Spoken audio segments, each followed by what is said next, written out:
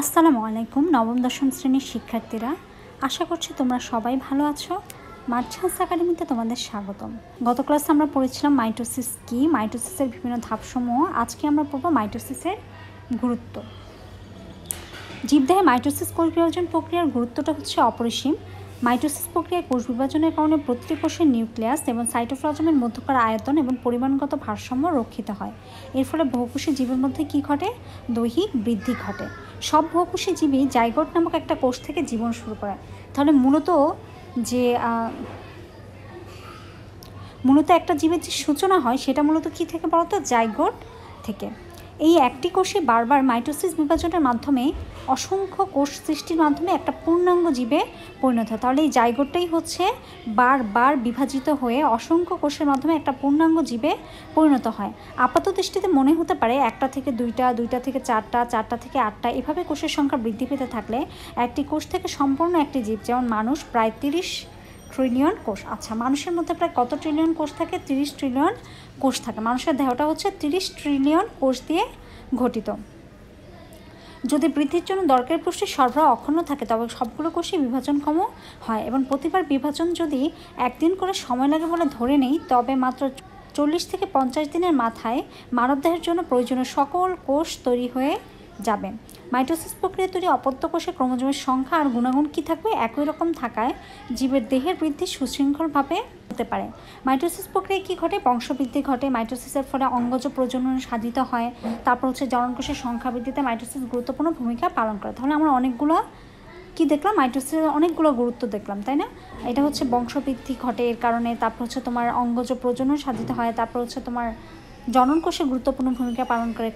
ক্ষতস্থানে নতুন কোষ সৃষ্টির মাধ্যমে জীবদেহের ক্ষতস্থান পূরণ করতেও মাইটোসিস গুরুত্বপূর্ণ ভূমিকা পালন করে। কিছু কিছু জীবকোষ আছে যাদের আয়ুষ্কাল হচ্ছে নির্দিষ্ট।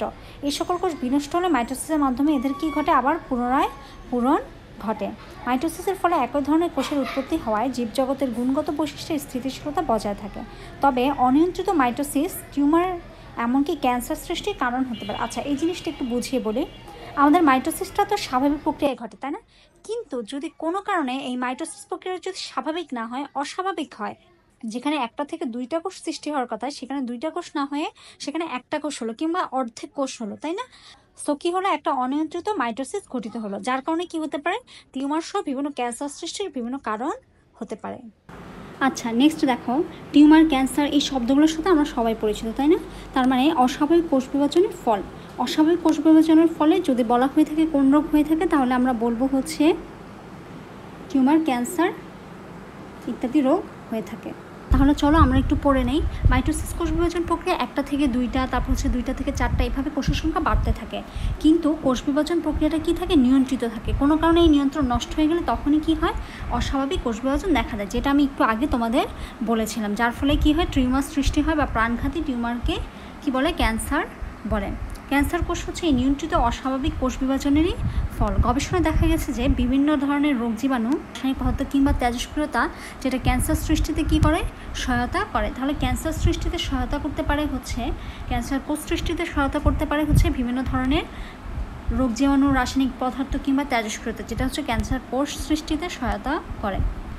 হিউম্যান পেপিলোমা ভাইরাসের E6 এবং E7 নামে দুটি জিন এমন কিছু প্রোটিন সৃষ্টি করে যা কোষ বিভাজন নিয়ন্ত্রক প্রোটিন অনুসময় কী করে? স্থানচ্যুত করে। এর ফলে কোষ বিভাজনের নিয়ন্ত্রণ নষ্ট হয়ে যায় এবং সৃষ্টি হয় জরায়ুমুখের ক্যান্সার।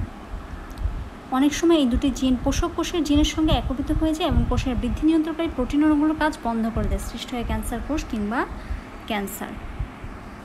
অনেক ধরনের ক্যান্সার রয়েছে যেগুলো সবাই কম বেশি মারাত্মক রোগ, যেমন লিভার, ফুসফুস, মস্তিষ্ক, স্তন, ত্বক, কোলন, জরায়ু ইত্যাদি। দেহের প্রায় সব ধরনের অঙ্গে ক্যান্সার হতে পারে। নেক্সট হচ্ছে আজকে আমরা পড়ব মিউসিস। ওকে,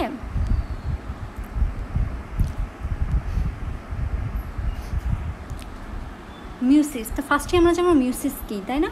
আচ্ছা, মিউসিস বিভাজনের এক চক্রে নিউক্লিয়াস কী হয়? দুইবার বিভাজিত হয়। তাহলে দেখো, নিউক্লিয়াসের বিভাজনের সময় নিউক্লিয়াসটা কয়বার বিভাজিত হবে? নিউক্লিয়াসটা হচ্ছে দুইবার বিভাজিত হবে। প্রথমে নিউক্লিয়াসের ক্রোমোজোম সংখ্যার অর্ধেক হয়ে যায়। এই বিভাজন মাতৃকোষে যে দুটি নিউক্লিয়াস পাওয়া যায়, দ্বিতীয়বারে তার প্রতিটি আবার দুটি কোষে বিভাজিত হয়। এভাবে অবশ্যই ক্রোমোজোমের সংখ্যার পরিমাণ সমান থাকে। তাই সব মিলে চূড়ান্ত ফল হলো মিউসিস বিভাজনে একটা মাতৃকোষ থেকে মিউসিস বিভাজনে একটি মাতৃকোষ থেকে 4টি অপত্য কোষ পাওয়া যায়, যেগুলো প্রতিটি হচ্ছে মাতৃকোষের অর্ধেক সংখ্যক ক্রোমোজোম ধারণ করে। তাই মিউসিসের আরেক নাম কি বলতো? হ্রাসমূলক বিভাজন। যেহেতু এটা হচ্ছে অর্ধেক হয়ে যায়, সো এটার আরেকটা নাম হচ্ছে হ্রাসমূলক বিভাজন। আমরা যদি সহজ ভাষায় বলি তাহলে বলতে পারি যেই কোষ বিভাজন প্রক্রিয়ায় হচ্ছে নিউক্লিয়াসটা দুইবার বিভাজিত হবে এবং ক্রোমোজোম হচ্ছে একবার বিভাজিত হয়ে 4টি অপত্য কোষের সৃষ্টি করবে এবং ক্রোমোজোমের সংখ্যা হচ্ছে মাতৃকোষের সংখ্যার কি থাকবে? অর্ধেক থাকবে।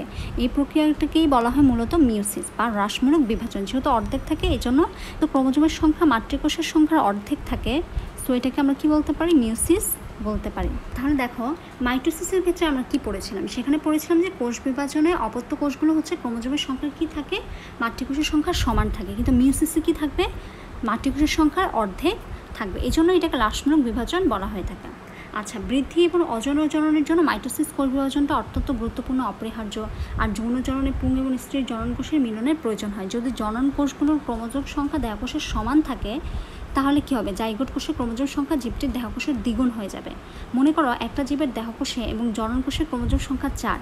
এখন পুং স্ত্রী জনন কোষের মিলনের ফলে সৃষ্ট যে জাইগোটটা, সেখানে ক্রোমোজোম সংখ্যা দাঁড়াবে 8 এবং নতুন জীবটির প্রতিটি কোষের ক্রোমোজোম সংখ্যা হবে 8, যা মাতৃকোষের ক্রোমোজোম সংখ্যার দ্বিগুণ। যদি প্রতিটি জীবের জীবনচক্র এভাবেই চলতে থাকে তাহলে দেখো প্রতি চক্রে যৌনজননের ফলে ক্রোমোজোম সংখ্যা বারবার কি হতে থাকবে? দ্বিগুণ হতে থাকবে। আমরা জানি ক্রোমোজোম কি? জীবের বৈশিষ্ট্য নিয়ন্ত্রণকারী জিন বহন করে। কাজেই ক্রোমোজোমের সংখ্যা দ্বিগুণ হতে থাকলে বংশধরদের মধ্যে কি ঘটবে? আমূল পরিবর্তন ঘটে যাবে। যেহেতু পুং স্ত্রী জনন কোষে ক্রোমোজোমের সংখ্যা অর্ধেক, তাই জীবের যৌনজননে পুং এবং স্ত্রী জনন কোষের মিলন হয়ে জাইগোট পূর্ণ সংখ্যক ক্রোমোজোম পাওয়া যাবে। এভাবেই হচ্ছে জীবের ক্রোমোজোম সংখ্যা বংশ পরম্পরা একই থাকে। তাই জননকোষ সৃষ্টির সময় এবং নিম্ন শ্রেণীর উদ্ভিদের জীবনচক্রের কোনো এক সময় যখন এইরকম ঘটে তখন কোষের অর্ধেক ক্রোমোজোম সংখ্যার যে অবস্থায় থাকে তাকে বলা হয় হ্যাপ্লয়েড। আর যখন দুটি হ্যাপ্লয়েড কোষের মিলন ঘটে তখন সেটি হয়ে যায় হচ্ছে ডিপ্লয়েড। তাহলে একটু চিত্রে খেয়াল করা, এই দেখো মিউসিস, জন্মমাতৃ কোষে কী ঘটছে? মিউসিস ঘটছে। কীভাবে? এই যে এখান থেকে হচ্ছে n সংখ্যক হ্যাপ্লয়েড, তারপর দুইটা হ্যাপ্লয়েড মিলিত হয়ে ডিপ্লয়েড অর্থাৎ জাইগোট উৎপন্ন হয়েছে। মিউসিস কোষ বিভাজন হয় বলে প্রতিটি প্রজাতির বৈশিষ্ট্য বংশ পরম্পরা কী থাকতে পারে? টিকে থাকতে পারে। কিন্তু জীবের জনন কোষ বা গ্যামেট সৃষ্টির সময় জনন মাতৃকোষে ঘটে থাকে। আমরা পড়েছিলাম মাইটোসিস ঘটে হচ্ছে দেহকোষে, তাহলে মিউসিসটা ঘটে হচ্ছে জনন মাতৃকোষে। সপুষ্পক উদ্ভিদের পরাগধানী এবং ডিম্বকের মধ্যে উন্নত প্রাণীদেহ সমূহের শুক্রাশয় এবং ডিম্বাশয়ের মধ্যে কী ঘটে? মিউসিস ঘটে। ছত্রাক, শৈবাল, মরজাতীয় হ্যাপ্লয়েড উদ্ভিদের ডিপ্লয়েড মাতৃকোষ থেকে যখন হ্যাপ্লয়েড রেণু উৎপন্ন হয় তখন জাইগোটে এই ধরনের বিভাজন ঘটে। মিউসিস বিভাজনের সময় একটা কোষ পরপর কী হয়? দুইবার বিভাজিত হয়। একই কথা হচ্ছে বারবার এখানে বলা হয়েছে, তোমরা একটু পড়ে নাও। প্রথম যে বিভাজন সেটাকে বলা হয় প্রথম মিউসিস 1, আর দ্বিতীয় বিভাজনকে বলা হয় দ্বিতীয় মিউসিস। ওকে, তাহলে দেখো প্রথমবার বিভাজনের সময় অপত্য কোষের ক্রোমোজোম সংখ্যা মাতৃকোষের ক্রোমোজোম সংখ্যার অর্ধেকে পরিণত হয়। দ্বিতীয় বিভাজনটি যখন শুরু হয় তখনও তার কী সময় হচ্ছে? ক্রোমোজোম সংখ্যার কোনো পরিবর্তন হয় না। ক্রোমোজোম সংখ্যা বেড়ে গিয়ে নতুন প্রজাতির উদ্ভব ঘটতে পারে। যেমন ব্যাঙের একটা প্রজাতি জ্যানোপাস ট্রপিক্যালিস, এর সম্পূর্ণ ক্রোমোজোম সেট দ্বিগুণ হয়ে জ্যানোপাস হচ্ছে লেভিস প্রজাতির উদ্ভব ঘটে। প্লান্টের রাজ্যের বিভিন্ন সদস্য যেমন আলু, যেটা দেহকোষের জননকোষে নয়, এই প্রক্রিয়া একটা স্বাভাবিক ঘটনা। অনেক সময় আমরা ইচ্ছাকৃতভাবে খাদ্য হিসেবে ব্যবহার করার জন্য উদ্ভিদের এই জাত বেছে নেয়, এমনকি সেরকম জাত পরিকল্পিতভাবে সৃষ্টি করে কারণ তা আকারে তুলনামূলকভাবে বড় হয়। তো দেখো এখানে হচ্ছে মিউসিসের যে গুরুত্ব সেটা হচ্ছে এখানে বলা হয়েছে। ক্রোমোজোম বা জেনেটিক বস্তুর সমতা রক্ষা করা ছাড়াও জিনগত বৈচিত্র্য বজায় রাখতে মিউসিস গুরুত্বপূর্ণ ভূমিকা পালন করে, তাই না? জিনগত যে বৈচিত্র্যটা, তাই না? আচ্ছা, যৌনজনন করে এমন সময় জীবে মিউসিসের মাধ্যমে জিনের পুনর্বিন্যাস হয়ে জিনগত বৈচিত্র্য সৃষ্টি করে। কোনো প্রজাতির টিকে থাকা বা না থাকা মূলত নির্ভর করে তার সদস্য জীবদের মধ্যে কতটা বৈচিত্র্য তার উপর। পরিবেশ প্রতিনিয়ত পরিবর্তনশীল, সেসব প্রজাতি টিকে থাকে যাদের অন্তত কিছু সদস্যের মধ্যে সেই পরিবর্তিত পরিবেশের সাথে খাপ খাইয়ে নেওয়ার মতো বৈশিষ্ট্য রয়েছে। যদি কোনো প্রজাতির জীবদের মধ্যে বৈচিত্র্য কম থাকে তাহলে নতুন কোনো পরিবেশে খাপ খাওয়ানোর মতো বৈশিষ্ট্য কার মধ্যে থাকার সম্ভাবনাও কী থাকবে? কম থাকবে। ফলে হয়তো পুরো প্রজাতিটাই কী হয়ে যাবে? বিলুপ্ত হয়ে যাবে। আর যাদের মধ্যে বৈচিত্র্য বেশি থাকে তাহলে নতুন নতুন পরিবেশে সে হচ্ছে খাপ খাওয়ানোর মতো বৈশিষ্ট্য কারোর মধ্যে থাকার সম্ভাবনাও কী হবে? বেশি হবে। তখন যদি বড় কোনো বিপদও আসে তবুও তারা অন্তত কিছু সদস্য বেঁচে যাবে। তাই মিউসিস কোনো জীবের জিনগত বৈচিত্র্য সৃষ্টি করে প্রজাতির টিকে থাকার সম্ভাবনাকে কী করে? বাড়িয়ে তোলে। তাহলে মিউসিসটা কী করে? জীবের জিনগত বৈচিত্র্য সৃষ্টি করে প্রজাতির টিকে থাকার সম্ভাবনা বাড়িয়ে তোলে। আমাদের এই অধ্যায়টা শেষ। এই অধ্যায়ের কিছু MCQ এবং কিছু কোয়েশ্চেন রয়েছে, পরবর্তী ক্লাসে হচ্ছে আমরা এ নিয়ে আলোচনা করব। তোমাদের বোঝার সুবিধার্থে আমি খুব সুন্দর করে মাইটোসিস কী, মাইটোসিসের গুরুত্ব, তারপর মিয়োসিস কী, মিয়োসিসের গুরুত্ব, এটা খুব সুন্দর করে বুঝিয়ে দিচ্ছি। তোমরা চাইলে এখান থেকে পয়েন্ট আকারে লিখে পড়ে নিতে পারো। ফার্স্টে দেখো এই যে মাইটোসিস হলো সুকেন্দ্রিক কোষ বিভাজনের একটা প্রক্রিয়া, যেখানে একটা কোষে নিউক্লিয়াস এবং সাইটোপ্লাজমে বিভাজিত হয়ে দুটি অভিন্ন অপত্য কোষ তৈরি করে, যেখানে ক্রোমোজোমের সংখ্যা মাতৃকোষের সংখ্যা কী থাকে, সমান থাকে। নেক্সট দেখো মাইটোসিস কোষ বিভাজনের গুরুত্ব। তাহলে দেখো গুরুত্ব পয়েন্ট আকারে এখানে দেওয়া রয়েছে। এক নম্বর দেহ গঠন এবং দৈহিক বৃদ্ধি সাধনে ভূমিকা রাখে। 2 নম্বর এটা বংশবৃদ্ধিতে সহায়তা করে। তারপর দেখো নিউক্লিয়াস ও সাইটোপ্লাজমের ভারসাম্য রক্ষায় সহায়তা করে এবং ক্রোমোজোমের সমতা রক্ষা করে, আকার আয়তন রক্ষায় সাহায্য করে, ক্ষতস্থান পূরণের সহায়তা করে, জননাঙ্গ সৃষ্টিতে সাহায্য করে, অতি প্রয়োজনীয় কোষসমূহ পুনঃ উৎপাদন করতে সাহায্য করে, গত বৈশিষ্ট্যের স্থিতিশীলতা রক্ষা করে। ওকে, তারপর দেখো মিয়োসিস, যে কোষ বিভাজন প্রক্রিয়া মাতৃকোষের নিউক্লিয়াসটি 2বার এবং ক্রোমোজোমের একবার বিভাজিত হয়ে একটা মাতৃকোষ থেকে 4টি অপত্য কোষ সৃষ্টি হয় এবং অপত্য কোষের ক্রোমোজোমের সংখ্যা মাতৃকোষের সংখ্যার কী হয়, অর্ধেক হয়, তা বলতে পারে। এটাকে আমরা হ্রাসমূলক বিভাজনও বলা হয়ে থাকে। এখন আমরা দেখব মিয়োসিস কোষ বিভাজনের গুরুত্ব। আমরা দেখো এটি কী করে, যৌন প্রজনন সম্পন্ন করে। মিয়োসিসের মাধ্যমে কী হয়, জনন কোষ তৈরি হয়। তারপর বংশগতির বৈচিত্র্য বৃদ্ধি করে। মিয়োসিসের সময় ক্রসিং ওভার ঘটে এবং জিন পুনর্মিশ্রণ ঘটে, যার ফলে নতুন জিনগত বৈশিষ্ট্য তৈরি হয়। জীবের প্রজাতি টিকিয়ে রাখে, অর্থাৎ মিয়োসিসের মাধ্যমে জীবের ক্রোমোজোম সংখ্যা কী থাকে, স্থির থাকে, যার ফলে জীবের প্রজাতি কী থাকে, টিকে থাকে। এইভাবে পয়েন্ট আকারে খুব সুন্দর করে তোমরা লিখে দিবে। তারপর এখান থেকে তোমরা মিয়োসিস এবং মাইটোসিসের পার্থক্যগুলো দেখে নিতে পারো। ভিডিওটি ভালো লাগলে অবশ্যই লাইক, কমেন্ট, শেয়ার করবে এবং নিয়মিত আপডেট পেতে চ্যানেলটি সাবস্ক্রাইব করে রাখবে।